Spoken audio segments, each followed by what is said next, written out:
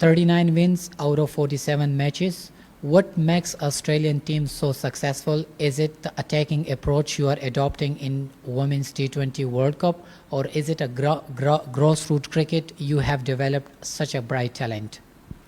I mean, there's probably numerous factors. I certainly think the fearless brand of cricket that we've adopted over the last 5-6 years has certainly led to a lot of success. I think that's something that everyone bought into really early and I guess believed in. And I think when you create an environment to play fearless cricket, everyone has to buy into that. And I think as a whole unit we have, and it's exciting. You see us take on the new ball bowlers in the power play and then just attacking the power play with the ball in hand. So I think, yeah, it's exciting, and I think that's probably a part of it. Certainly grassroots has helped, but I think that's kind of the step before, and then everyone that gets into this team knows their roles really clearly, and I think that's what's kind of, yeah, made us successful over the last few years. Australian men's team has left a trophy in Dubai International Cricket Stadium back in 2021. How hopeful you are that Women's T20 World Cup will also left the trophy from Dubai Stadium? Yeah, definitely. We obviously come into these World Cups wanting to win every time, and we've certainly had success in the past, but that doesn't mean that we're going to have success every time we come here. And we certainly have many things put in place to, I guess, be successful at these tournaments. And like I mentioned before, I think it's just believing in each other, believing in yourself, and just backing our strengths and what we do really well, generally speaking, creates success. And I think, yeah, we just got each other's back and we celebrate each other's success and things like that, which ultimately I think in a team sport, is a massive help in a lot of ways. And knowing that you've got your mates back, I think certainly plays a big role in that. Hi Ash, congratulations on your performance and Player of the Match award. You guys this was your first game out here in Dubai. You've played in Sharjah, you're going back to Sharjah for your last game, but potentially you could be playing your semi-final here and the final is also here. In that sense, how important was this game to sort of grasp the conditions, well ahead of time and then plan for the future games? Yeah, definitely. Obviously, like you said, playing 3 games at Sharjah and then 1 here potentially before the finals is certainly really different. The conditions here were a lot different to what they were at Sharjah. Obviously, there was a bit more carry and bounce here. There was a bit more pace in the wicket, which is what we're used to. But I think on the flip side, later tonight, it also still held in the wicket a little bit and there was some turn that we saw. So we knew going into this, with the analytics that we have, we knew that the ball was going to turn, and coming up against a side like Pakistan, we knew their capabilities of that, and potentially coming into the finals as well, knowing that that's certainly going to be a weapon for whoever we verse if we get there. So it was awesome to be able to play 1 game here, potentially before the finals, but we've got a pretty big match, next match against India. Hey Ash, can I just ask how you guys were able to, I guess, pull yourselves together and what was said after Taylor went down? Because obviously you all looked, quite shook up given the history. Can you just sort of give us a little insight into how you guys were able to get on with it?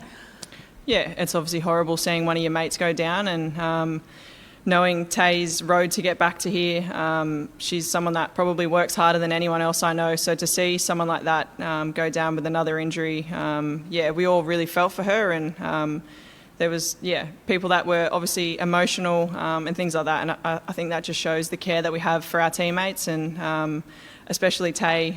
Like I mentioned, obviously she's worked so hard to get back here and she's earned it. So to see her go down like that, we had to regroup really quickly, and Pez just kind of brought us all in, and she kind of reverted back to the Mackay incident where that kind of erupted pretty quickly, and just to make sure that everyone was okay, and to kind of get on with it. And I guess that's the nature of sport. Unlucky things happen, and then you just kind of got to get on with it and then wait till after the game just to make sure that Tay was okay, and she's in good spirits, which is nice to see. And just on your own performance, your best in T20 since the last World Cup, can you just sort of talk us through, what you've done or what you put that down to? A lot of training, and I guess just for me, it's probably just having plans and being able to execute that. It's always great having plans in place, but when you don't execute, they kind of get thrown out the window. So for me, it's being really consistent in that spot. It's having these things in place, but not always executing is kind of what your downfall is. And tonight, obviously, I wasn't overly happy with how I bowled that over in the power play, but then to come back and change that, obviously, the bowlers that bowled before me laid a fantastic platform for me to kind of take wickets at the back end and, kind of mop up the tail, as some would say. But, it was nice to be able to get some wickets. But certainly going into next game, I know I'm going to be challenged. I'm going to have to bowl 2 overs, probably in the power play against someone like Smriti Mandana. So the challenge is always there, and I kind of relish in those environments. So, hopefully I'm on the upper end against her.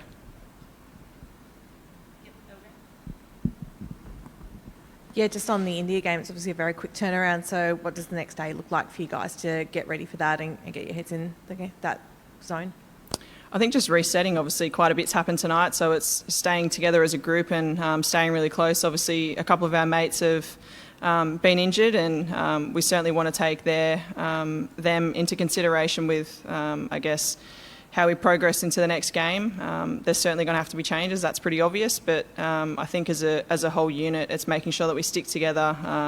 They're our mates at the end of the day, so making sure that their well-being is put first, and then obviously having to switch pretty quickly into that India game. It's certainly going to be a challenge, like I spoke about. We know that they're one of the best T20 cricket teams in the world, so being able to switch our focus really quickly is certainly something that we're going to have to do, and just being able to reset tomorrow is going to be pretty key.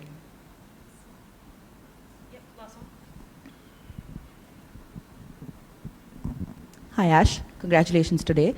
In your team, there are a lot of people vying for spots within the setup, isn't it? Even if they're there, they just want to get up and get some batting time and stuff like that. Since your coach is standing right there, can you tell me what that's like maybe in this setup where you have 11 of the best players that the country can field, and then you have a bench that's equally potent, because a side like Pakistan today understood how hard it is to not have bench backing when Fatima Sana had to miss out. So just in terms of maybe your plans for Fatima Sana itself, up until yesterday she was playing, and what that bench in the Australian setup is like right now. Can you give us an insight about that? Yeah, we've obviously got 15 of the best players in the country, and certainly vying for spots is always going to be a challenge, and credit to the selectors for being able to select a team. It's certainly a hard task, and we have so many great players within the whole country that aren't actually here as well. So I think the best thing about this team is when you are selected, you have a role to play, and I guess that's what you do really well. But then also the people that don't get the opportunity, they're still playing a role in themselves as well to keep the morale really high, and that's what they do so well when you're not given the opportunity to actually be on the field, but to make sure that your teammates are still number one. And I think that's the environment that we've created here. It is team first, and I think that just relates back to what's happened tonight. It's team first and then everything second. So going into next game, certainly there's some depth there that we're going to have to tap into, but our focus is solely on India, and whatever the team makeup is, I'm sure everyone that is in the 11 will do a fantastic job. Can you just tell us about Fatima as well? Up until yesterday, we were assuming she was going to be part of it, and then she had to miss out due to unfortunate circumstances. Just what was your plan, just looking at that team? Because she stands out as a player who can work with both bat and ball.